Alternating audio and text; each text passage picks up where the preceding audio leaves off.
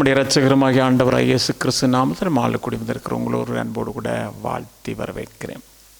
திருப்பிக் கொள்வோம். லூக்கா எழுதின நற்செய்தி நூல் 19ஆம் அதிகாரம் 3ஆம் வசனம். இயேசு எப்படிப்பட்டவரோ என்று அவரை பார்க்க வகை தேடினான். அவன் குள்ளனானபடியால் ஜனக்கூட்டத்தில் அவரை காணக்கூடாமல். எத்தனையோ பேருக்கு எத்தனையோ ஆசைகள் இருக்கிறது. ஆனால் இந்த இடத்துல ஒரு மனிதன், அவனுடைய பெயர் சகேயு. அவனுக்கு அவங்க அப்பா அம்மா வச்ச பேர் சகேயு. அந்த ஊர் மக்கள் வச்ச பேர் பாவி. அவன் என்ன செய்கிறான்னு சொன்னால், இயேசுவை குறித்து கேள்விப்படுகிறான். அவர் எப்படிப்பட்டவராக இருப்பார் அப்படின்னு அவனுக்கு பார்க்க ஒரு ஆசை, வாஞ்சியோடு காத்திருக்கிறான். அவன் யார் அப்படின்னு சொல்லி பார்ப்போம்னா, அங்கே நீங்கள் பார்த்தீங்கன்னா 2ஆம் வசனத்தில் போட்டிருக்கு, ஆயக்காரருக்கு தலைவனும் ஐஸ்வர்யவானுமான சகேயு என்று போடப்பட்டிருக்கு. அவன் நாம் பார்க்குறோம், அவன் சொல்கிறான், நான் யாரிடமாவது அநியாயமாய் வாங்கினது உண்டானால் அப்படின்னா அவன் நேர்மையாக உழைக்கிற ஒரு மனுஷன். ஆனால் அந்த தொழில் செய்கிறவங்க எல்லாம் என்ன செய்வாங்க, லஞ்சம் வாங்குறவங்கள தான் இருப்பாங்க, கொள்ளை அடிக்கிறவர்களாக இருப்பாங்க. அது நம்ம நாடுகளில் பார்த்திங்கன்னா நல்லா தெரியும். அவங்க கூடுதலாக அரசியல்வாதிகள்லாம் பார்ப்பீங்கன்னு சொன்னால், அவங்க ஆளுகைக்கு வரும்போது அவங்கக்கிட்ட இருந்த பணமும், அவர்கள் வந்ததுக்கு பிறகு அவங்ககிட்ட இருக்க பணமும் அவங்களுக்கே தெரியாது எவ்வளோ இருக்குன்னு, அந்த மாதிரி பணத்தை சேமிப்பாங்க. ஆனால் இவன் அந்த இடத்துல நேர்மை உள்ளவனாக இருக்கிறான் என்பதை மட்டும் அந்த வசனத்தை அடிப்படையாக கொண்டு நான் நினைக்கிறேன். அவன் நல்ல தொழில் செய்கிறான், அதே வேளையில் அவன் ஐஸ்வர்யவானாக இருக்கிறான் என்று சொல்லி அந்த இடத்துல பார்க்குறோம். இந்த சகேயு இயேசு எப்படிப்பட்டவர் அப்படின்றத அவன் பார்க்கணும் அப்படின்னு வகை தேடுகிறான். ஏன் இயேசுவை குறித்து அவன் பார்க்க வேண்டும் என்று வாஞ்சித்தான் என்று சொன்னால், அவருடைய வல்லமையை குறித்து அவன் கேள்விப்படுகிறான். அவர் செய்கிற அற்புதங்கள், வியாதியஸ்தரை குணமாக்குறாரு, பிறவி குடரனை சுகமாக்குறாரு, பிறவி ஊமையனை பேச வைக்கிறார், முடவர்கள் நடக்கிறார்கள், மரித்தவர்கள் எழும்புகிறார்கள், பிசாசுகள் வார்த்தையினாலே ஓடுகிறது. இதெல்லாத்தையும் கேள்விப்பட்டு ஒவ்வொருத்தர் சொல்கிறாங்க, இயேசு இப்படியெல்லாம் செய்கிறார், அப்படியெல்லாம் செய்கிறார், இப்படியெல்லாம் சொல்லும் பொழுது அவன் இயேசுவை எப்படியாவது நான் ஒரு முறை பார்த்துட்டு வேணும் அப்படின்னு அவனுக்கு ஆசை. எனக்கு ஞாபகம் வருது, பாஸ்டர் சார்ல்ஸ் ஆரோன் தான் ஒரு முறை சொன்னார், என்னென்னா, ஒரு அம்மாவுக்கு ஆசை இருந்துச்சான். என்ன ஆசைனா, மைக்கேல் ஜாக்சனை சாகிறதுக்கு முதல்ல பார்க்கணும் அப்படின்னு. ஆனால் இவனுக்கு இன்னைக்கு நம்ம விசுவாசிகள் யார் யாரெல்லாம் பார்க்கணும்னு ஆசை. ஆனால் இவனுக்கு இருந்த ஆசையெல்லாம் இயேசுவை பார்க்க வேண்டும். இன்றைக்கு மாலையில் கூட இருக்கிற கர்த்தருடைய பிள்ளை, உங்களிடத்தில் கேட்டால் நீங்கள் யாரை பார்க்க வேண்டும் என்று வாஞ்சிக்கிறீர்கள்? அப்போ அவருடைய குணங்களை கூட அவன் கேள்விப்படுகிறான். எப்படின்னா, அவர் அன்புள்ளவராக இருக்கிறாரு, தாழ்மை உள்ளவராக இருக்கிறாரு, மனதுருக்கம் உள்ளவராக இருக்கிறாரு, அவருடைய எளிமையான வாழ்க்கையை பார்க்கிறான். அவர் தச்சன் வீட்டில் இருந்தபோது அவருடைய உடையை பார்க்கிறான், அவருடைய பேச்சை பார்க்கிறான், அவருடைய அணுகுமுறைகளை பார்க்கிறான். எல்லாத்தையும் பார்த்த உடனே அவனுக்கு ஒரு சரியான ஆசை, எப்படியாவது இயேசுவை பார்க்கணும். நீங்கள் பார்ப்பீங்கன்னு சொன்னால், அந்த நாளில் இருந்த மத்தேயு எழுதின சுவிசேஷம் 14ஆம் அதிகாரம் 1ஆம் வசனத்தை வாசிக்கும்போது அங்கே பார்க்குறோம், அக்காலத்தில் கார்பங்கு தேசாதிபதியாகிய ஏரோது இயேசுவின் கீர்த்தியை கேள்விப்பட்டான். கேள்விப்பட்டு அவனுக்கும் கூட ஒரு ஆசை பார்க்கணும் அப்படின்னு. நீங்கள் வேதத்தில் பார்க்கும் பொழுது சூலமித்தியை குறித்து நாம் அறிந்திருக்கிறோம்.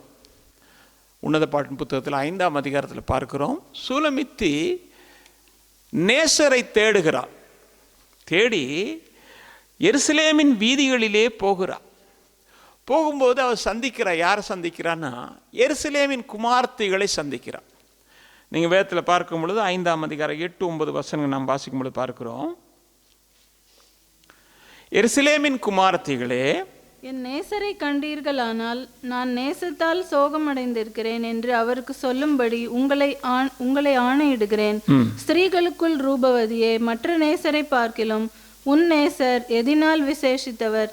நீ இப்படி எங்களை ஆணையிட, மற்ற நேசரை பார்க்கிலும் உன் நேசர் எதினால் விசேஷித்தவர்? இந்த எருசலேம் குமாரத்தியை கேட்கிறாள், நீ எங்ககிட்ட ஆணையிடுறியே, உன் நேசர் எதில் விசேஷித்தவர்? மற்ற நேசர்லாம் இருக்கிறாங்க, கீழே பார்ப்போம்.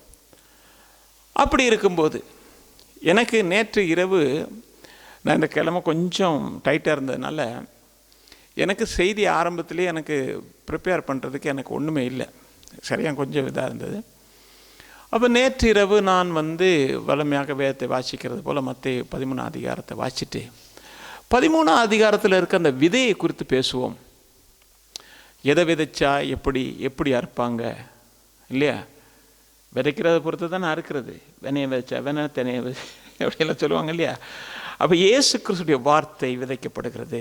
அப்படி இல்லாட்டி போனால் நிலத்தை குறித்து பேசுவோம் அப்படின்னெல்லாம் கூட யோசிச்சுட்டு ஒன்றுமே சரியில்லை. சரி, ஜெபம் பண்ணிட்டு போயிட்டு உட்காந்துட்டு இந்த பகுதியில் இயேசுவை பார்க்க வாஞ்சிக்கிறது போல் இதை குறித்து பேசுவோம் அப்படின்ட்டு உன்னத பாட்டு புத்தகத்துக்குள்ளே நான் வந்தேன். இந்த 5ஆம் அதிகாரத்தில் நேசரை பற்றி அவள் புகழுகிறாள். நீங்கள் பார்த்தீங்கன்னு சொன்னால் 10ஆம் வசனத்துலேருந்து 16ஆம் வசனம் வரைக்கும் பார்த்தீங்கன்னாக்கும் என் நேசர் வெண்மையும் சிகப்புமானவர் 16 இதெல்லாம் கொஞ்சம் நேரம் யோசித்து பார்த்தேன். வெண்மை, தூய்மை, அதில் இருக்கிற நீதி, பரிசுத்தம் இதெல்லாம் வச்சு பேசணும் அப்படியெல்லாம் கூட யோசித்துட்டு அப்புறமேல யோசித்தேன், என்னத்தை பேசுகிறேன் எனக்கு தெரியல. எனக்கு சரியான ஒரு லீடிங் இல்லாமலே இருந்தது. அதை தியானித்த போதும் பேசுகிறதுக்கு எனக்கு வழியே இல்லை. அதனால் என்னுடைய உள்ளம் சொல்லுகிறது, இரக்கத்தை குறித்து ஒரு காரியத்தை பேசணும், அவருடைய அன்பை குறித்து பேசணும், இரக்கத்தை குறித்து பேசணும் அப்படின்னு சொல்லுது. அப்போ நீங்கள் பார்த்தீங்கன்னு சொன்னால் அவள் எல்லாத்தையும் சொல்கிறா, இவர் தான் என் நேசர். அப்போ என் நேசர் யார் அப்படின்றத கொஞ்சம் பேசணும் அப்படின்னு நான் நினச்ச போதும் கூட இல்லை. நேசருடைய குணாதிசயங்கள், அவருடைய அன்பை குறித்து பேசணும் அப்படின்றதும் அவருடைய வல்லமையை குறித்து பேசணும் அப்படின்றதும் என் உள்ளத்தில் இருந்து காலையில் எழும்பி நான் போய்ட்டு ஜெபம் பண்ணிட்டு இருக்கிறேன். மறுபடியும் இந்த இரக்கத்தை குறித்து தான் பேசணும். அப்போ தான் நான் காலையில் தான் இதை ஆயத்தப்படுத்தினேன். இரக்கத்தை குறித்து நாம் பேசுவோம் அப்படின்னு. அருமையான கர்த்தருடைய பிள்ளையே, அன்பான தேவஜனமே, எருசலேமின் குமார்த்திகள் கேட்கிறார்கள், எல்லா நேசரும் இருக்கிறாங்க, அந்த நேசர்களை பார்க்கிலும் உன் நேசர் எதிலே விசேஷித்தவர்? என் நேசர் எதிலே விசேஷித்தவர் என்றால், என் நேசருடைய அன்பிலே அவர் விசேஷித்தவர், மன்னிக்கிறதுல அவர் விசேஷித்தவர். அதே வேளை அவர் நல்ல ஒரு ஜெப வீரன், விசுவாச ஒரு வீரன். இந்த உலகத்தில் இருக்கிற நேசர்மார்கிட்டலாம் நம்ம என்ன செய்யலாம்னா, அவன் காலை வாங்கி இவனை வாங்க, தலையை வாங்க, நம்ம என்ன சொல்லலாம். ஆனால் என் நேசர்கிட்ட அப்படி போய் என்ன செய்ய முடியாது. அவர் தலையை வாங்கணும், இவர் அப்படி ஜெபிக்கிறவங்களும் இருக்கிறாங்க, இல்லாமல் இருக்கிறாங்க. ஆனால் அப்படிப்பட்ட காரியத்தை நாம் பேச முடியாது. என் நேசருடைய கரங்கள் என்ன இருக்குன்னா, அந்த ஆணிகள் கடாவப்பட்ட காயம்தான் இருக்குது. அவர் கரத்தில் வேற எதுவுமே கிடையாது. அவரை பார்க்கும் பொழுது அவருடைய சுபாவங்கள் வெளிப்படுத்துறது, அவருடைய கண்ணை பார்த்தாலே அன்பு வெளிப்படுகிறது. இப்படிப்பட்ட காரியங்கள் அந்த நேசரை குறித்து அவர் சொல்லும்போது சொல்றாரு. அப்போ நம்முடைய ஆண்டு என்ன பெரிய இது. அதேவேளை அவர்கிட்ட இருக்கிற மனத்தாழ்மை, சாந்தம், கீழ்ப்படிதல். பாருங்க, வேதம் சொல்லுது, சிலுவை பரியந்தமும் கீழ்ப்படிந்தவராக இருந்தார். இயேசு சொல்றாரு, நான் மனத்தாழ்மையும் சாந்தம் உள்ளவராக இருக்கிறேன். இப்படிப்பட்ட சுபாவங்களை கொண்டவர் தான் என் ஆண்டவர் என்பதை குறித்து மற்ற நேசர்களில் இவர் விசேஷித்தவர் என்று நான் சொல்லுவேன். நீங்க எப்படி சொல்றீங்கன்னு எனக்கு தெரியாது. என் நேசருடைய வாழ்க்கையை பார்க்கும்பொழுது என் நேசர் மற்றவர்களுக்கு முன்மாதிரியாக ஜீவித்தார். இந்த உலகத்தில் வந்தவங்க, போனவங்க, இருந்தவங்க, இருக்கிறவங்க எல்லாரும் நீங்கள் கணக்கு பண்ணி பார்த்தாலும் என் நேசரோடு கூட ஒப்பிடுறதுக்கு ஒருவருமே இது வரைக்கும் தோன்றவில்லை, தோன்ற போகிறதும் இல்லை. ஏனென்றால் அவர் ஒருவரே அவருக்குரிய இடத்துல இருக்கிறார். அருமையான கர்த்தருடைய பிள்ளை, அன்பான தேவஜனமே, யோவான் எழுதின சுவிசேஷம் 12ஆம் அதிகாரம் 18ஆம் வசனம் வாசிங்கன்னா தெரியும். அப்படிப்பட்ட அற்புதத்தை அவர் செய்தார் என்று ஜனங்கள் கேள்விப்பட்டதினாலே அவர்கள் அவருக்கு எதிர்கொண்டு போனார்கள். எனது இயேசு அற்புதம் செய்கிறார், அற்புதம் செய்கிறார், அற்புதம் செய்கிறார், அநேக அற்புதங்களை செய்கிறார்னு கேள்விப்பட்ட ஜனங்கள் என்ன செய்யறாங்கன்னு சொன்னா, அவரை தேடி போகிறார்கள் என்று சொல்லி பார்க்கிறோம். அருமையான கர்த்தருடைய பிள்ளை, இயேசு அநேக அற்புதங்களை செய்தார். இத்தனை அற்புதங்கள் செய்வதற்கும் அவரிடத்திலே காணப்பட்டது என்னவென்றால் மனதுருக்கம். அவரிடத்திலே காணப்பட்டது என்ன? அன்பு. அவரிடத்திலே காணப்பட்டது என்ன? இரக்கம். ஒவ்வொருவரை பார்க்கும் பொழுது ஆண்டவர் இரக்கப்பட்டார், அன்பு வைத்தார். எனவே தான் ஆண்டவர் என்ன செய்தார்? அற்புதங்கள் செய்தார். நீங்கள் பாருங்க, ஓய்வு நாளில் கூட அற்புதம் செய்யும்போது அவர் என்ன சொன்னார்னா, அன்பு எப்படி காட்டுறாரு அப்படின்னா, அந்த அவனை சோம்பின கையுடைய சுகமாக்குறதா இல்லையான்னு கேட்டுட்டு, இன்றைக்கு நன்மை செய்கிறதா தீமை செய்கிறதான்ற மாதிரி ஒரு கேள்வி கேட்டு, உன்னுடைய கழுதையாவது ஆடாது ஒட்டகமாவது ஏதாவது கிணத்துல விழுந்தா நீ அதை தூக்கி விடுறது இல்லையாப்பா? அப்படியா இருந்தால் மனுஷன் இதை விட மேலானவன் சொல்லி அற்புதம் செய்கிறார். அப்படி அந்த மனிதனை அவர் என்ன செய்கிறார்? மிகவுமாக நேசிக்கிறார் என்று சொல்லி பார்க்கிறோம். இன்றைக்கு மாலை கூட இருக்கிற கர்த்தருடைய பிள்ளை, அன்பான தேவ ஜனமே, உங்கள் வாழ்க்கையிலும் கர்த்தர் இப்படிப்பட்ட அற்புதங்களை செய்ய அவர் உண்மையுள்ளவராக இருக்கிறார். வேதத்தில் நீங்க பார்ப்பீங்கன்னு சொன்னா அநேக அற்புதங்களை செய்தார். யோவான் சொல்றான், எல்லா அற்புதத்தையும் சொல்லி எழுதிக்கிட்டு இருக்க முடியாது. எழுத போனா எப்படின்னா, இந்த உலகம் கொள்ளாதுன்னு சொல்லி யோவான் எழுதும் சுவிசேஷம் 21ஆம் அதிகாரம் 25ஆம் வசனத்தை நீங்க வாசித்தீங்கன்னா தெரியும். இயேசு செய்த வேறு அநேக காரியங்களும் உண்டு, அவைகள் ஒவ்வொன்றாக எழுதினால் எழுதப்படும் புத்தகங்கள் உலகம் கொள்ளாதே அப்படின்றார். அருமையான கர்த்தருடைய பிள்ளை, அன்பான தேவஜனமே, அப்படிப்பட்ட அற்புதங்களை செய்தார். இயேசுனுடைய முதல் அற்புதம் நமக்கு தெரியும், கானா ஊரில் நடந்தது. ஆனால் இன்னொரு அற்புதத்தை குறித்து, அதாவது தகவல்கள் இருக்கிறது, ஆனால் அதுக்கு ஆதாரங்கள் வேதத்தில் இருக்கிறதான்னு எனக்கு தெரியாது. வேதத்தில் அப்படி ஒரு ஆதாரம் இல்லை. அதாவது என்னென்னா, இயேசு சிலுவையை சுமந்துட்டு போகும்போது வெரோனிக்கா என்று சொல்லப்படுகிற ஒரு பெண் என்ன செய்கிறான்னு சொன்னால், கடைசியாக ஓடி போய் அவருடைய முகத்தை அப்படி ஒரு துணியில் மூடி அதை துடைக்கும் போது அந்த துணியில் என்ன தான் இயேசுடைய முகம் பட்டதுன்னு சொல்லி இன்னைக்கு வத்திக்கானில் இருக்குன்றாங்க. ஆனால் என்னை பொறுத்தவரை கடைசி அற்புதம் என்ன அப்படின்னா, இயேசு தம்முடைய ஜீவனை பிதாவின் இடத்துல ஒப்பு கொடுத்ததான். அந்த அதிகாரம் வேற யாருக்குமே கிடையாது. அவர் ஒப்பு கொடுக்கலன்னா பிசாசு சொல்லியிருப்பான், நான் தான் எடுத்துன்னு இருப்பான். எனவே தான் ஆண்டவர் நினைச்சார், தன்னுடைய ஜீவனையே ஒப்பு கொடுத்தார். முதல் அற்புதத்துடைய கடைசி அற்புதங்கள் வரைக்கும் நாம் பார்க்கிறோம். அவர் அதிசயமான காரியங்களை செய்தார். இன்றைக்கு கூடி இருக்கிற கர்த்தருடைய பிள்ளை, உங்கள் வாழ்க்கையிலும் என் வாழ்க்கையிலும் கூட சொல்லி முடியாத, நினைத்து பார்க்க முடியாத பெரிய அற்புதங்களை செய்தவர் நம்முடைய ஆண்டவர். அவர் இன்றைக்கும் உங்கள் வாழ்க்கையில் அற்புதம் செய்ய உண்மையுள்ளவர்கள். அவரால் செய்ய முடியாத காரியம் ஒன்றுமே இல்லை. நம்ம யோசிக்கிறோம், பார்க்கிறோம், அங்கே நடக்குது அற்புதம், இப்படி நடக்குது அப்படின்னு. எந்த அற்புதம் இல்லை. உங்களுக்கு எனக்கு நடக்கிற அற்புதம் எதிர்பார்க்க முடியாத அற்புதங்களை கர்த்தர் செய்கிறார். உங்கள் கணக்கு எனக்கு கணக்கு அடங்காத அற்புதங்களை கர்த்தர் செய்கிறார். அருமையான கர்த்தருடைய பிள்ளை, அன்பான தேவஜனமே, வேதத்தில் நாம் பார்க்கிறோம், 2 குருடர் மாதிரி எங்கே செய்கிறாங்கன்னா, உட்கார்ந்துருந்து அவங்க பிச்சை கேட்டுக்கிட்டே இருக்கிறாங்க. இயேசு அவ்வழியிலே வர்றார். வாசிங்க சிஸ்டர், மத்தேயு 20ஆம் அதிகாரம் 30ஆம் வசனம். அப்பொழுது வழியருகே உட்கார்ந்திருந்த 2 குருடர் இயேசு அவ்வழியே வருகிறார் என்று கேள்விப்பட்டு, ஆண்டவரே, தாவீதின் குமாரனே, எங்களுக்கு இறங்கும் என்று கூப்பிட்டார்கள். என்னது? 2 பேர் உட்கார்ந்திருந்தா அவனுக்கு கண்ணு தெரியாது. ஆனால் அவனுக்கு இயேசு நடக்கிற சத்தம், பின்னால் போகிறவங்க சத்தம், அவரை பற்றி புகழுகிற சத்தம் மட்டும்தான் கேட்குது. இந்த 2 பேரும் எங்கே இருக்கிறான் அப்படின்னு சொன்னால், எரிகோவில் நீங்கள் பார்த்தீங்கன்னாக்கும், அவர்கள் எரிகோவிலிருந்து புறப்படுகையில் திரளான ஜனங்கள் அவருக்கு பின்னாக. சரி, அப்போ இன்னொரு இடத்துல நீங்கள் பார்த்தீங்கன்னா, லூக்கா 18 பார்த்தீங்கன்னா, எரிகோவுக்கு முன்னதாக இருக்கிறான் அப்படின்னு. அப்போ உட்கார்ந்துருந்தா அவனால் செயல்பட முடியாமல் இருக்கிறது. அவனால் தன்னுடைய ஆசைகள் நிறைவேற்றி கொள்ள முடியாமல் இருக்கிறது. அவனுடைய வாஞ்சை நிறைவேறாதபடிக்கு அவன் மற்றவரிடத்தில் கை நீட்டுகிற ஒருவனாக இருக்கிறான். இப்படிப்பட்ட காரியங்கள் எல்லாம் அவனிடத்துல காணப்படுது. ஆனால் அதிலிருந்து விடுதலை பெற வேண்டும் என்று விரும்புகிறான். எப்படி விடுதலை பெற முடியும் என்று அவன் அறியாதிருக்கும் போது தான் அவன் கேள்விப்படுகிறான், இயேசு அநேக அற்புதங்களை செய்கிறார் என்று சொல்லி கேள்விப்படுகிறான். கேள்விப்பட்டோன்னே இயேசு போகும்போது அவன் சொல்றான், தாவீதின் குமாரனே, எங்களுக்கு இறங்க வேண்டும் என்று சொல்லி சொன்னபோது இயேசு நின்று அவனை சுகப்படுத்தினார். அருமையான கர்த்தருடைய பிள்ளை, அன்பான தேவஜனமே, எரிகோ என்று சொல்லும் பொழுது எரிகோ நமக்கு நன்றாக தெரியும். எப்படின்னு சொன்னா, எரிகோனா சாபம். அந்த சாபம் நீக்கப்பட வேண்டுமானால் யாரால நீக்கப்பட முடியும்? முதல்ல அந்த சாபத்தை குறித்து யோசுவாவுடைய புத்தகத்தில் 6ஆம் அதிகாரத்தில் நீங்க வாசிப்பீங்கன்னா 26ஆம் வசனத்தை வாசிக்கும் பொழுது, அக்காலத்திலே யோசுவா இந்த எரிகோ பட்டணத்தை கட்டும்படி எழும்பும் மனுஷன் கர்த்தருக்கு முன்பாக சபிக்கப்பட்டிருக்க கடவன். அவன் அதன் அஸ்திபாரத்தை போடுகிற போது தன் மூத்த குமாரனையும் அதன் வாசல்களை வைக்கிற போது தன் இளைய குமாரனையும் சாக கொடுக்க கடவன் என்று சாபம் கூறினான். எனவே யோசுவா எரிகோவுக்குள்ள போறான். எரிகோ அவர்களுக்கு பெரிய ஒரு தடையா இருந்தது. அந்த தடையை உடைத்தவர் கர்த்தர். அதை உள்ள போனோன்னு அவன் சொல்றான், இந்த எரிகோ முதல்ல மறுபடியும் எவனுமே கட்டக்கூடாது, கட்டுனா இதுதான்ப்பா நடக்கும் அப்படின்னு சாபத்தை சொல்லிட்டான்.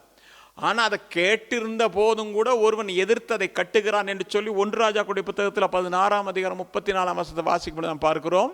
அவன் நாட்களிலே பெத்தேல் ஊரானாகிய ஈயேல் எரிகோவை கட்டினான்.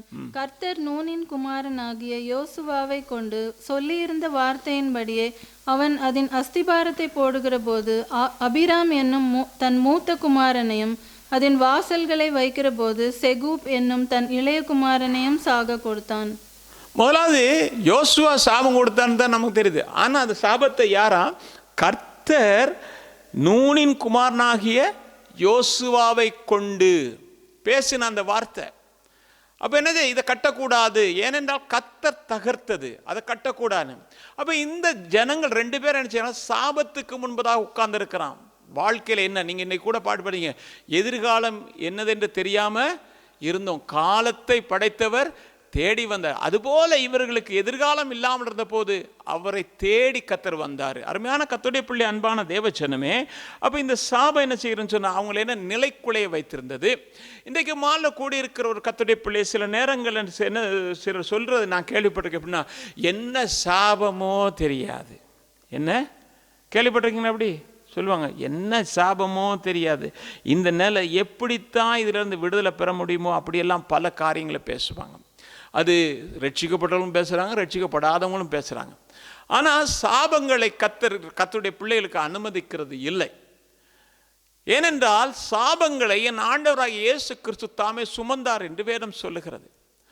அவர் ஏற்றுக்கொண்டபடினாலே நீதிமான்களாக்கப்பட்ட உங்களையும் என்னையும் கர்த்தர் விடுதலை ஆக்கியிருக்கிறார்.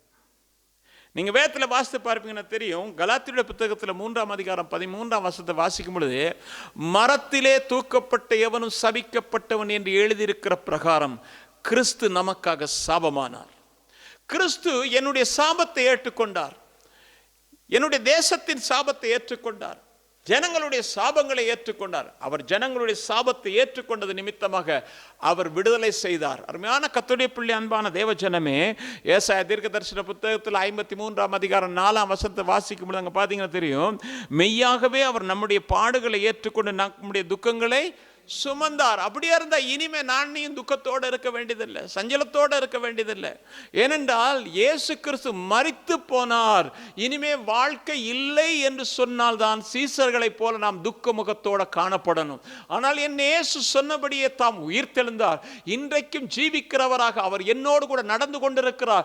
என்னுடைய துக்கங்களை ஏற்றுக்கொண்டார், என்னுடைய சாபங்களை முறியடித்தார் என்று சொன்னால் சந்தோஷமாக நடக்க வேண்டியது உங்களுடைய என்னுடைய கடமையா இருக்கிறது. பிசாசு தான் நமக்கு துக்கத்தை கொண்டு வர, பிசாசு தான் நமக்கு அவநம்பிக்கை கொண்டு வர, அவிசுவாசத்தை கொண்டு வர.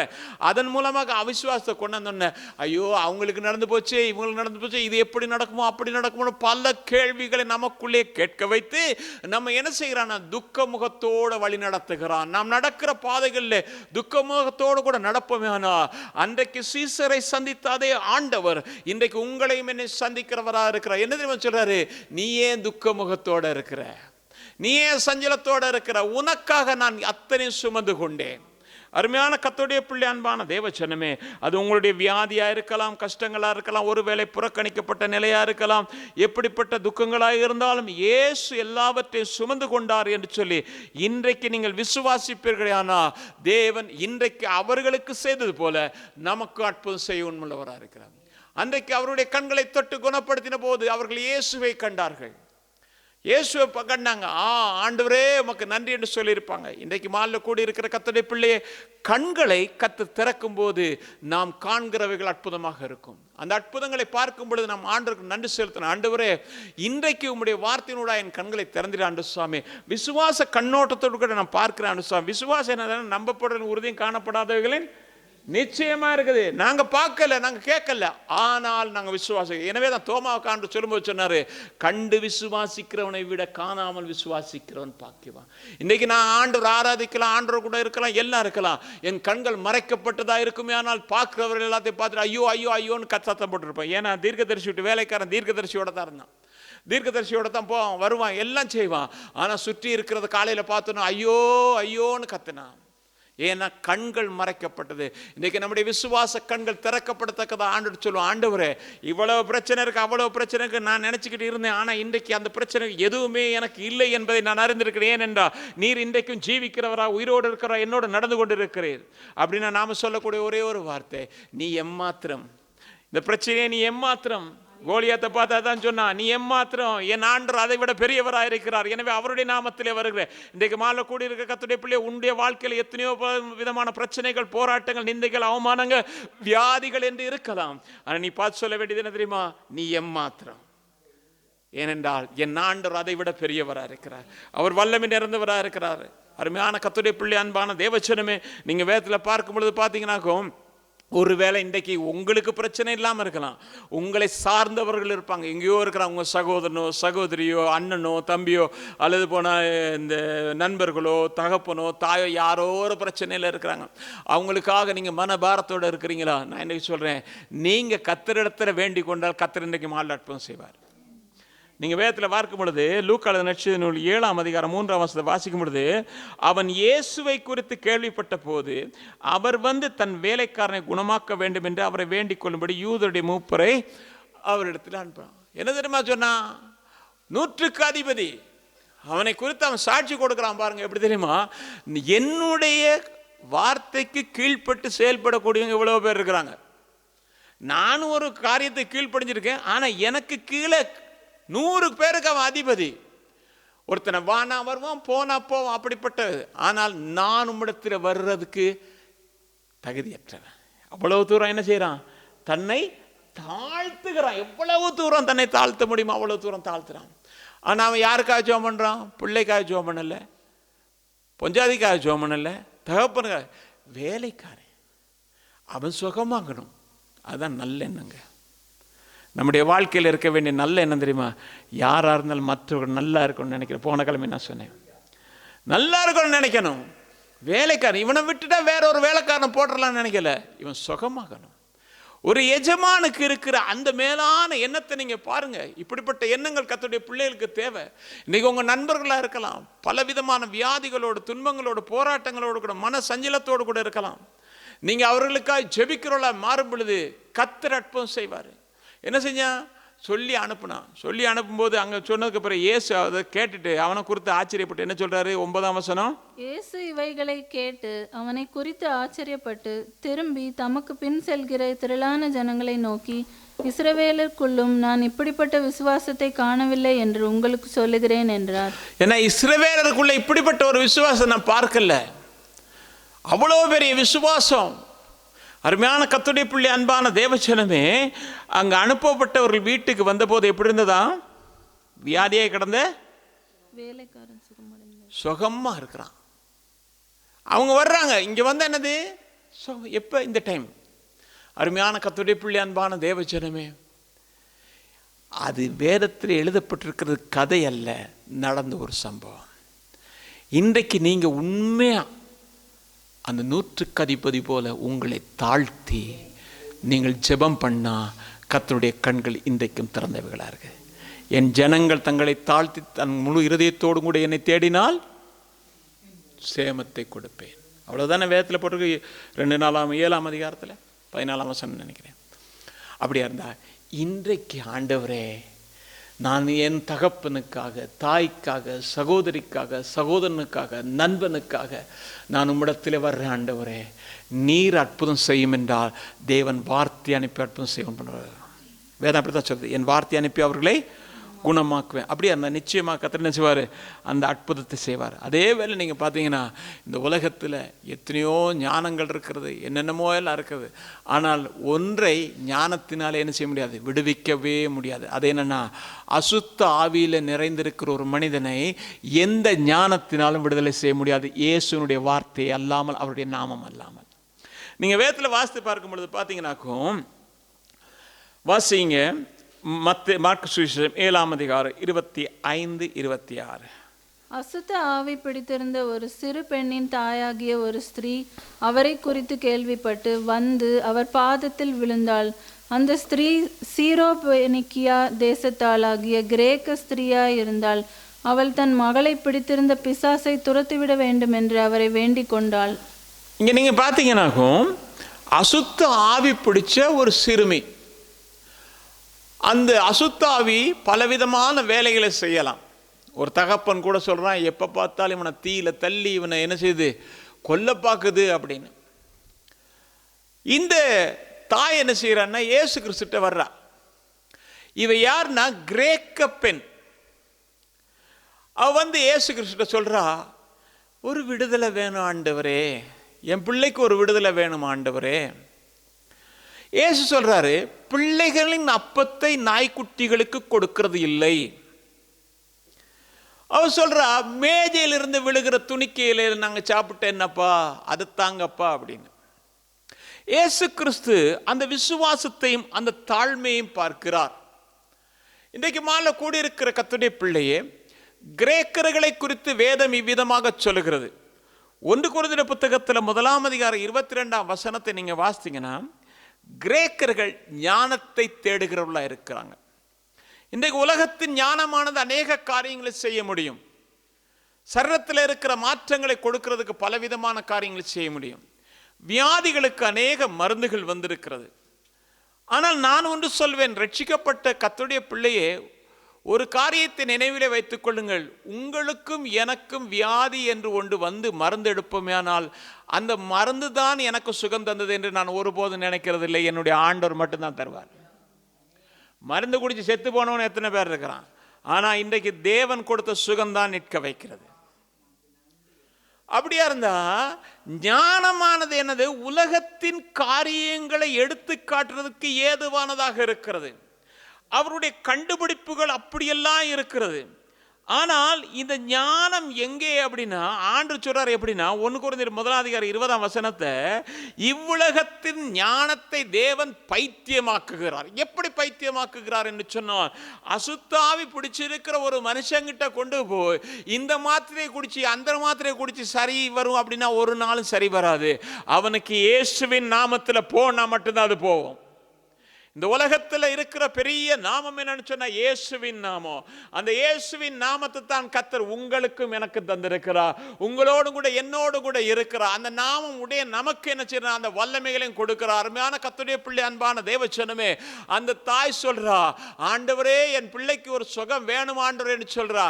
அவ எதை விட்டுட்டா? நான் ஞானத்தை விட்டுட்டா. இந்த ஞானம் எல்லாம் பைத்தியமா இருக்கிற. ஏனென்றா என் தேவனுடைய ஞானத்துக்கு ஈடாகாது, அவருடைய வல்லமைக்கு ஈடாகாது என்று சொன்ன விதமாக இன்றைக்கும் நீங்கள் உங்கள் காரியங்களை குறித்து பலவிதமான கற்பனைகளை செய்து இப்படி நடக்கலாம், அப்படி செய்யலாம், இப்படி செய்யலாம் என்று சொல்லி நீங்க நினைக்கலாம்.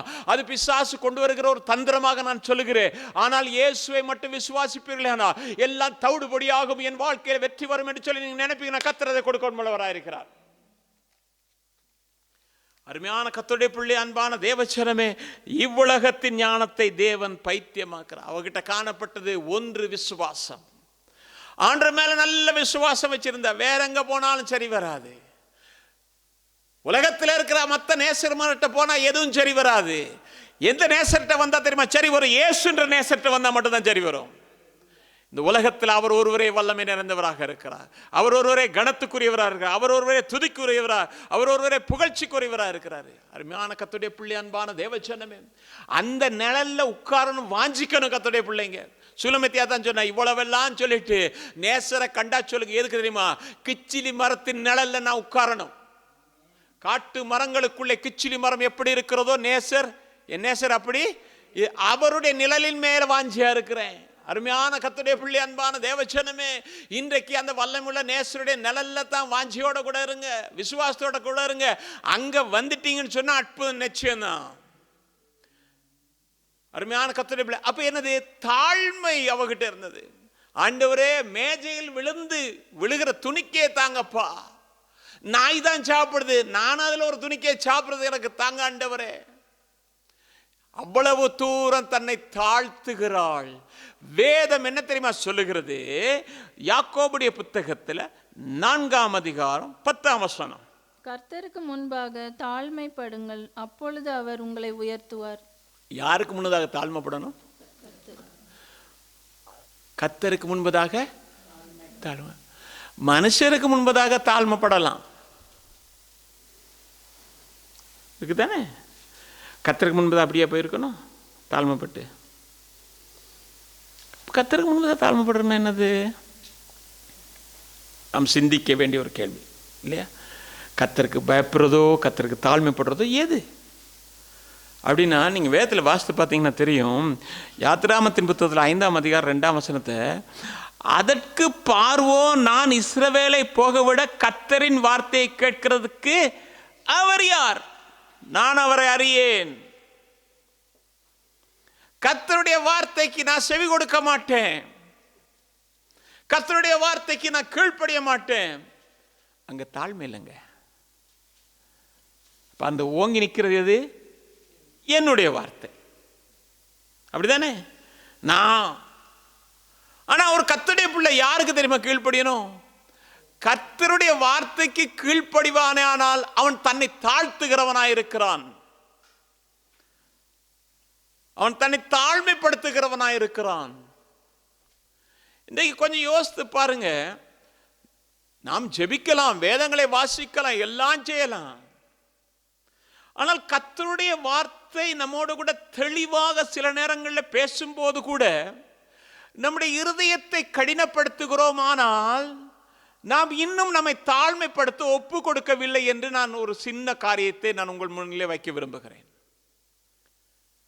ஆனால் நானாக இருக்கலாம், பிரசங்கம் பண்ணலாம், என்ன வேணாலும் செய்யலாம். ஆனா கர்த்தருடைய வார்த்தை என்னோடு கூட திட்டமாக ஒரு காரியத்தை பேசும்போது அதற்கு கீழ்ப்படியவில்லை என்றால் நான் என்னை தாழ்த்தவில்லை, நானும் ஒரு பார்வோன் என்று சொல்லுகிறேன். இன்றைக்கு கொஞ்சம் யோசித்து பாருங்க. இந்த ஒரு நிமிஷம் ஆண்டவர் என்னென்னலாம் என்கிட்ட பேசினாரு, எப்படியெல்லாம் பேசினாரு, நான் இன்றைக்கு என்ன செஞ்சுக்கிட்டு இருக்கிறேன்? நான் என்ன செஞ்சுக்கிட்டு இருக்கிறேன்? ஆனா வெளியில சொன்ன அவமானப்பட்டு போவனே. நான் வெளியில ஒரு தீர்மானம் எடுத்தா என்ன மறுபடியும் யாரோ ஏதோ ஒரு காரியமா நினைப்பாங்களே. யார் உன்னை குறித்து எப்படி நினைத்தாலும் தேவனுடைய பார்வையிலே நீ விசேஷித்தவன் என்பதை மட்டும் மறந்து விடாதே. 2 பணத்துக்கு 5 அடைக்கலான் குருவிகள் விற்கப்படுகிறது அல்லவா, அவைகள் தேவனால் மறக்கப்படுவதில்லை. அவைகளை பார்க்கிலும் நீ விசேஷித்தவன், விசேஷித்தவள் என்று சொல்லுகிறேன். விசேஷித்தவனா நான் இன்னைக்கு நம்மளை பார்த்து 4 பேர் நல்லவன் சொல்லுவான். நல்லவன் சொல்லுவான், அடுத்த பக்கம் திருப்பி 4 பேர் ஏதாவது சொன்னா நம்ம கெட்டவன் சொல்லுவான். இதுதான் உலகம், இதுதான் உலகம்.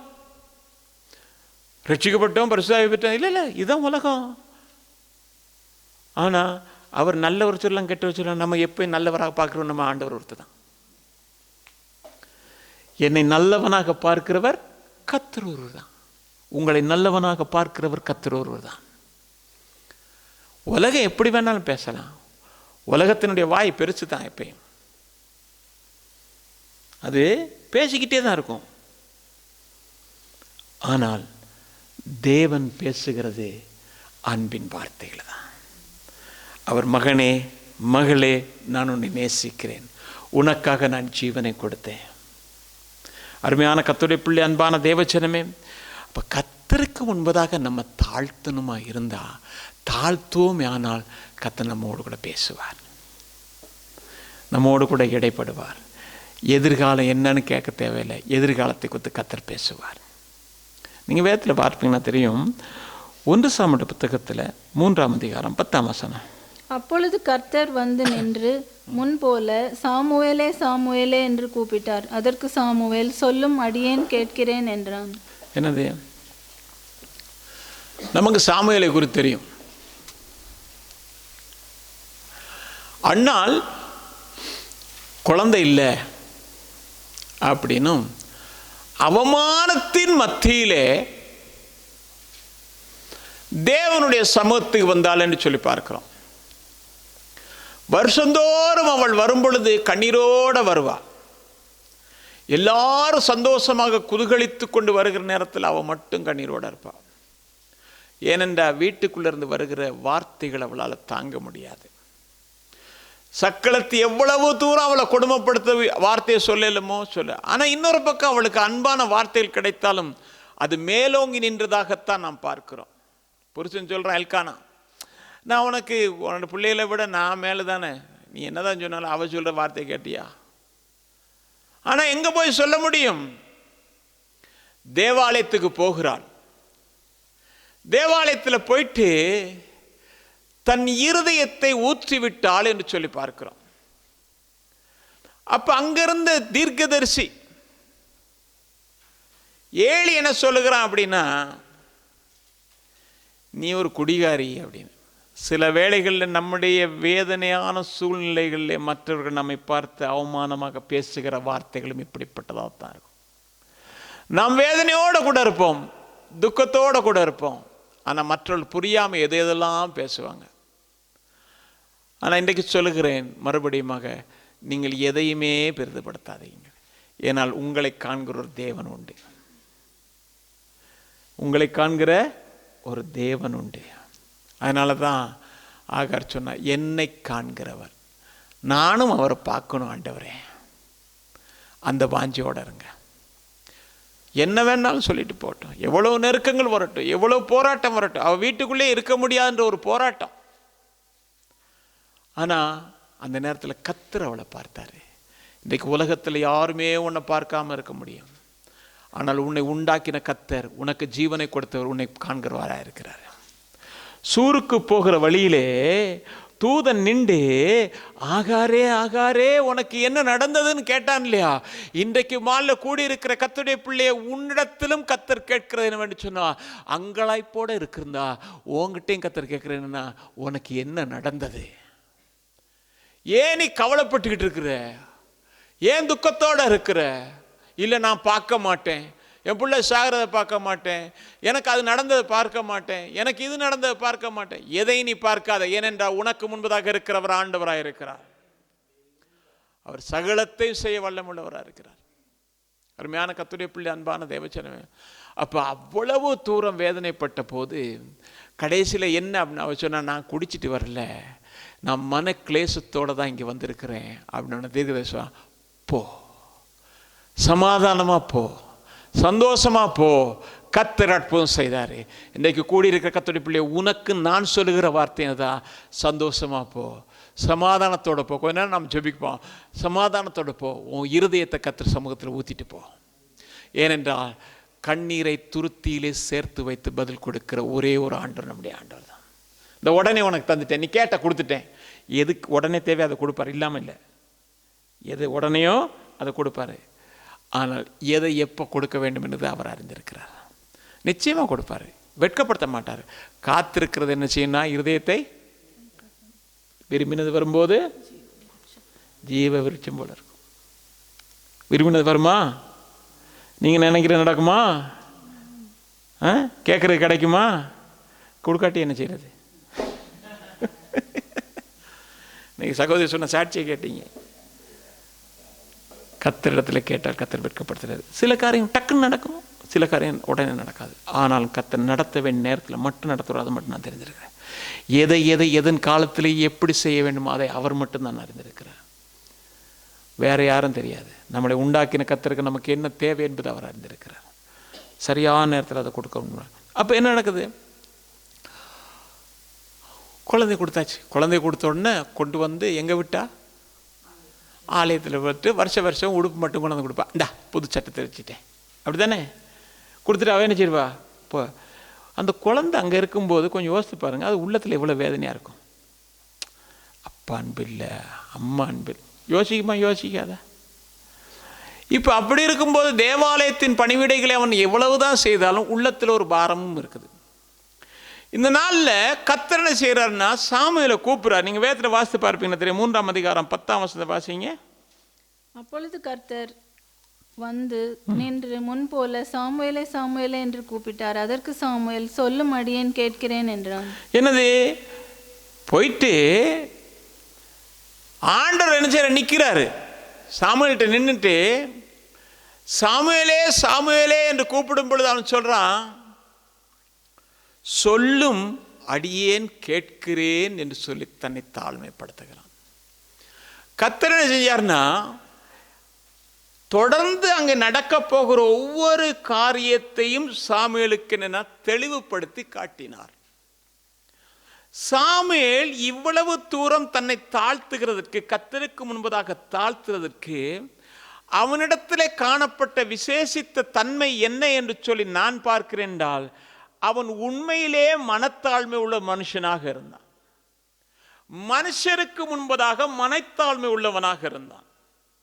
நீங்க வேதத்தில் வாசித்து பார்ப்பீங்கன்னா 3ஆம் அதிகாரம் 6ஆம் வசனத்தை வாசிக்கும் பொழுது, மறுபடியும் கர்த்தர் சாமுவேலே என்று கூப்பிட்டார். அப்பொழுது சாமுவேல் எழுந்திருந்து ஏலியினிடத்தில் போய், இதோ இருக்கிறேன், என்னை கூப்பிட்டீரே என்றான். அதற்கு அவன், என் மகனே, நான் உன்னை கூப்பிடவில்லை, திரும்பி போய் படுத்துக்கொள் என்றான். எனது முதலாவது முறை ஆண்டவர் அந்த கூப்பிடுறாரு, சாமுவேலே சாமுவேலே அப்படின்னு தேவாலயத்தில் படுத்திருக்கிறான். இவருக்கு கண்ணு தெரியாது, வயசு போயிடுச்சு. கண்ணு தெரியாத வயசு இங்கே இருந்துட்டு நம்மளை வேதனைப்படுத்துன்னு சொல்லிட்டு சும்மா படுயான்ட்டு திரும்பி படுக்கலை. நல்ல கவனிங்க, ஊழியக்காரனை கொடுக்க வேண்டிய கனத்தை அவன் கொடுக்கிறான். விளங்குதா? ஊழியக்காரனுக்கு கொடுக்க வேண்டிய கனம். எங்க அப்பா அம்மா இங்க விட்டுட்டு போனாங்க, இங்க இருந்துட்டு வந்து வேலை செய்யறேன், வேலை செஞ்சேன், நைட்ல கூட தூங்க விடலன்னு சொல்லி என்ன செய்யல, முறுமுறுக்கல. முறுமுறுப்பு இல்லாத ஒரு சுபாவம் அவன்கிட்ட. தன்னை தாழ்த்துகிறான். எழும்பி போய் கேட்கிறான், என்ன கூப்பிட்டீங்களா ஐயா அப்படின்னு. இல்ல, அந்த நாட்களிலே கர்த்தருடைய வார்த்தை அபூர்வமாய் இருந்ததுன்னு சொல்லி பார்க்க சாமுவேல் அதை அறியல. ரெண்டாவது முறை கூப்பிட்டோன்னையும் போறான். என்ன நீங்க விளையாடுறீங்க, கூப்பிட்டு ஏசுனானா? நம்ம என்ன சொல்லிப்போம், பைத்தியக்காரன், கூப்பிடுறதும் பேசாம தூங்குறதுமா இருக்கிறான். காலையில இருந்து இவ்வளவு வேலை செஞ்சுட்டு இருக்கிறேன் சொல்லுமா இல்லையா? ஒன்றும் சொல்ல. ரெண்டாவது முறையும் கேட்குறான், இல்லை. மூணாவது முறையும் கேட்குறான். ஏலிக்கு தெரியும் விஷயம், இது நான் கூப்பிடலப்பா, கூப்பிடுறவர் மேலேருந்து கூப்பிட்றாரு, உன்னை கூப்பிட்றாரு, உன் மேலே அன்பு வச்சு வந்திருக்கிறாரு, நீ அவர்கிட்ட கேளு என்னன்னு. தாழ்த்துகிறான். இன்னைக்கு அற்புதம் நடக்கணுமா, எதிர்காலத்தை குறித்து கர்த்தர் பேசணுமா, தாழ்த்துகிறது. நம்ம எவ்வளவு நாம் தாழ்த்துக்கிறோமோ அவ்வளவுக்கு அவ்வளவாய் கர்த்தர் உங்களை என்னை உயர்த்தவராக இருக்கிறார். அதனால தான் பவுல் சொல்லும்போது சொல்லுகிறான், 2 கொரிந்தியர் புத்தகத்தில் 8ஆம் அதிகாரம் 21ஆம் வசனத்தை வாசிக்கும் பொழுது, கர்த்தருக்கு முன்பாக மாத்திரமல்ல மனுஷருக்கு முன்பாகவும் யோக்கியமானவைகளை செய்ய நாடுகிறோம். எனது கர்த்தருக்கு முன்பாக மட்டும்தான் நாங்கள் தாழ்மையாக இருப்போம். யாருக்கு முன்பாக இருப்போம்? நாங்கள் கர்த்தருக்கு முன்பாக மாட்டோம். அங்கே அவருக்கு தெரிந்த நாங்கள் எவ்வளோ தாழ்மை. மனுஷனுக்கு நாங்கள் மதிக்கவும் மாட்டோம். மனுஷனை மதிக்க மாட்டோம். பவுல் சொல்றான், கர்த்தருக்கு முன்பதாக மட்டும் இல்லை, மனுஷருக்கு முன்பதாகவும் யோக்கியமானதை. நாம் எப்படி தாழ்மை உள்ளவர்களாக இருக்கோம்? சபையில் இருக்கலாம், வேலை செய்கிற இடமா இருக்கலாம், நண்பர்கள் மத்தியில் இருக்கலாம். தாழ்மை எப்படி வெளிப்படும்? கிரி எப்படி? கீழ்ப்படி எப்படி?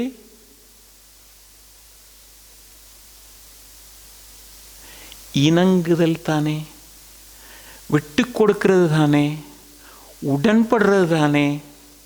இதெல்லாம் நம்மகிட்ட இருக்குதான் நிறையா.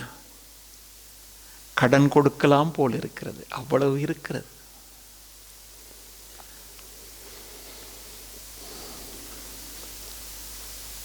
அதிகாரி பேசும்போது கொஞ்சம் தாழ்மையாக இருந்தா உயர்வு. அதிகாரி எப்பொழுதும் தவறானதை சொல்லுவான். நான் எங்கள் பழைய ஜெஃப்ட்டு சொல்லுவேன், 2 ரெக்லைனியம் இருக்குது, 2 சட்டம் இருக்கிறது. முதலாவது எப்பொழுதுமே அதிபதி சரியானவன் தான். ரெண்டாவது, செஃப் பிழையாக இருந்தாலும் அவர் ஆட்டோமேட்டிக்காக முதலாவதுக்கு வந்துடுவார். எனவே நாங்கள் அமைதியாக தான் இருக்கணும். எந்த இடத்துல இருக்கலாம், அமைதியாக இருங்க. குடும்பமாக அமைதியாக இருங்க பாருங்க, நண்பர்கள் மத்தியிலேயே கொஞ்சம் அமைதியாக இருந்து பாருங்க. மற்றவன் சொல்லுவான், முட்டாள்னு சொல்லுவான், பைத்தியக்காரன் சொல்லுவான், என்னன்னு சொல்லிட்டு போட்டுமே, கொஞ்சம் அமைதியாக விட்டு கொடுத்து பாருங்க, நன்மை தேடி வரும், அற்புதம் தானாக நடக்கும். மனுஷருக்கு முன்பதாக, கர்த்தருக்கு முன்பதாகத்தான் நாங்கள் தாழ்மையாக இருக்கும். கர்த்தருக்கு கண்டவனுக்கு முன்பதாக இல்லாட்டி காணாத தேவனிடத்துல எப்படி? கேட்டு பாருங்க, கண்ட மனுஷனுக்கு முன்பதாக நம்மகிட்ட இல்லைன்னா காணாத தேவனுக்கு முன்பதாக நாங்கள் எப்படி தாழ்மைப்படுறது? அந்த வார்த்தையை தான் இப்போ சொல்லிக்கிட்டு இருக்கேன். அந்த வார்த்தை கீழ்ப்படிஞ்ச நாம் கர்த்தருக்கு முன்பதாக தாழ்மை விடுறோமே. அருமையான கர்த்தருடைய பிள்ளையே, நீங்கள் நான் தாழ்மைப்படும் பொழுது கர்த்தர் நிறைவான ஆசீர்வாதங்களை கொடுக்கணும். அவர் சொல்கிறா, என் கொம்பு உயர்ந்திருக்கிறது. இன்றைக்கு அந்நாளில் கொம்பு உயர்ந்ததுக்கு போல் நம்ம கொம்பு உயரும். அந்த கொம்பு எப்படின்னா சாமுவேல் வழியாக வந்தது. எப்படின்னா இஸ்ரவேலிலே ஒரு பெரிய தீர்க்கதரிசியாய் கர்த்தர் அவனை மாற்றினார். அதுக்கெல்லாம் என்ன? ஒரு சின்ன தாழ்மை, ஒரு சின்ன கீழ்ப்படிதல், சின்ன விட்டு கொடுக்கறது, சின்ன இணங்கி போகிறது அவனை பெரிய மனுஷனாய் மாற்றி ராஜாக்களை அபிஷேகம் பண்ணத்தக்கதாய் கர்த்தர் கிருபை செய்தார். இன்றைக்கு உங்கள் வாழ்க்கையில், என் வாழ்க்கையில் முன்னேற்றம் வரணுமா, பெரிய அற்புதம் நடக்கணுமா, அதிசயம் நடக்கணுமா, ஆண்டுக்கு முன்னதாக கொஞ்சம் தாழ்மைப்படுவோம், ஆண்டுடைய வார்த்தை கொஞ்சம் கீழ்ப்படுவோம், மனுஷருக்கு முன்பதாக யோக்கியமானதை நடப்பிக்க நாம் முற்படுவோம். கர்த்தர் நிச்சயமாக ஆசீர்வதிப்பார். அருமையான கர்த்தருடைய பிள்ளை, அன்பான தேவச்சனமே, அதுக்கு என்ன தெரியுமா செய்யணும்? சுய புத்தியின் மேலே சாரக்கூடாது. அது இப்படித்தான் அப்படித்தான் சொல்லணும், இதுதான் செய்யணும், அதுதான் செய்யணும், அதுக்கு சாயக்கூடாது, அதுக்கு விட்டு கொடுக்கக்கூடாது. நீங்கள் நீதிமொழியுடைய புத்தகத்தில் 3ஆம் அதிகாரம் 5-6 வசனங்கள் வாசிக்கும்போது அங்கே பார்க்குறீங்க, உன் சுய புத்தியின் மேல் வாசிங்க. உன் சுய புத்தியின் மேல் சாயாமல் உன் முழு இருதயத்தோடும் கர்த்தரில் நம்பிக்கையாய் இருந்து உன் வழிகளெல்லாம் அவரை நினைத்துக்கொள், அப்பொழுது அவர் உன் பாதைகளை செவ்வைப்படுத்துவார். சுய புத்தியின் மேல் சாராத, கர்த்தர் மேல நம்பிக்கையாரு. சுய புத்தியின் மேல் சாராத. சுய புத்தி உன்னை பிழையான வழிக்கு தான் நடத்தும். ஒரு பார்வோன் சுய புத்தியை சார்ந்தவனாக இருந்தான், அவனுடைய பாதை அழிவுக்கு நேராக இருந்தது. சுய புத்தியின் மேல் சாரக்கூடாது, கர்த்தர் மேலே சார்ந்துருங்க, கர்த்தர் மேலே சார்ந்துருங்க. ஆண்டவர் தான் ஞானம் இருக்குது, ஆண்டவர் தான் சரியானவர், ஆண்டவர் தான் அற்புதம் செய்வார். ஆண்டவர் தான் பேசும்போதும் கூட மற்றவர்கள் இடத்துல உங்களை பற்றி பேசாமல் கர்த்தர் செய்வார், கர்த்தர் செய்வார். கர்த்தர் என் குடும்பத்தை ஆசீர்வதிப்பார், என் பிள்ளையை ஆசீர்வதிப்பார், நல்ல காரியங்களை செய்வார், சபையை ஆசீர்வதிப்பார். எல்லாம் நீங்கள் நானும் சொல்லி பழகுவோமா இருந்தால் கர்த்தரை செய்யணும். ஏனால் நாவிலே கர்த்தர் அதிகாரத்தை வைத்திருக்கிறார், நாவின் அதிகாரத்தை கர்த்தர் நிறைவேற்றி கொடுப்பார். அருமையான கர்த்தருடைய பிள்ளை, அப்போ கர்த்தர் என்ன செய்வார்? உன் வழியிலெல்லாம் நீ அவர் நினச்சிக்கிட்டு இருந்தா உன் வழியெல்லாம் சேவப்படுத்துவார். முள்ளுகள், கல்லுகள், கரடுகள் எல்லாம் இருக்கிற பாதையில் நீ போகும்போது ஒன்று நடக்க விடாதபடிக்கு கர்த்தர் தூக்கி சுமக்கொண்டு வராருங்க. எப்படின்னா, நான் அவர்களை சுமந்தேன், முதிர் வயதில் அவங்கள சுமப்பேன். இன்றைக்கு மாலை கூடி இருக்கிற கர்த்தருடைய பிள்ளையே, உனக்கு வந்திருக்கிற வியாதியாக இருக்கலாம், நெருக்கங்களாக இருக்கலாம், பிரச்சனைகளாக இருக்கலாம், அவமானங்களாக இருக்கலாம், ஆனால் உனக்கு கொண்டு சொல்கிறேன், உன்மேல் மனதுருகிற ஒரு கர்த்தர் இருக்கிறார். அந்த தேவன் உனக்கு அற்புதம் செய்வார். நீ கர்த்தருடைய வார்த்தை கீழ்ப்படிஞ்சு உன்னை எவ்வளவு தாழ்த்த முடியும் அவ்வளோ தாழ்த்திப்பார். கர்த்தர் இந்த தேசத்தில் உன்னையும் உன் குடும்பத்தையும் உயர்த்துறது மேலானது. கர்த்தரால முடியாத காரியம் இல்லை. கொஞ்ச நேரம் நாம் எந்திரிச்சு ஆண்டவருக்கு நன்றி செலுத்துவோம். ஆண்டவரே, என்ன நான் ஒப்பு கொடுக்குறேன் ஆண்டவர் சுவாமி, ஆண்டு என்னை ஒப்பு கொடுக்குறேன் ஆண்டவரே, நீங்கள் என்ன நடத்துங்க ஆண்டவரே. நானாக இல்லை ஆண்டவர் சுவாமி, நான் இல்லாமல் போயிட்டேன், நீங்கள் தான் என்னை நடத்தணும் ஆண்டவரே, என் குடும்பத்தை நடத்தணும் ஆண்டவர் சுவாமி. ஒருவேளை தூரத்தில் இருக்க யாரோ ஒருத்தர், உனக்கு தெரிந்தவங்க யாரோ ஒருத்தர் இன்றைக்கு அவதிப்படுறாங்க, வேதனைப்படுறாங்க அப்படின்னு சொன்னால் ஆண்டுகிட்ட 100க்கு அதிபதி போல சொல்லி, உன் சொந்த குடும்பத்தில் இருக்கிற பிரச்சனை இருந்தால் அந்த தாய் சொன்னதை போல சொல்லி, ஆண்டு இன்னைக்கு ஒரு விடுதலை கொடுங்க ஆண்டவரே, உங்கள் நாமத்தை நாங்கள் மகிமைப்படுத்துவோம் ஆண்டவரே, உங்கள் சாட்சி சொல்லுவோம் ஆண்டவர்னு சொல்லி பாருங்கள். கர்த்தர் நிச்சயமாக அற்புதம் செய்வார். ஓ, இருதயத்தின் வாஞ்சிகளை நிறைவேற்ற கர்த்தர் தேவைகளை சந்திக்க ஹாராபா ஷிகரா லாபா ரபா லாபா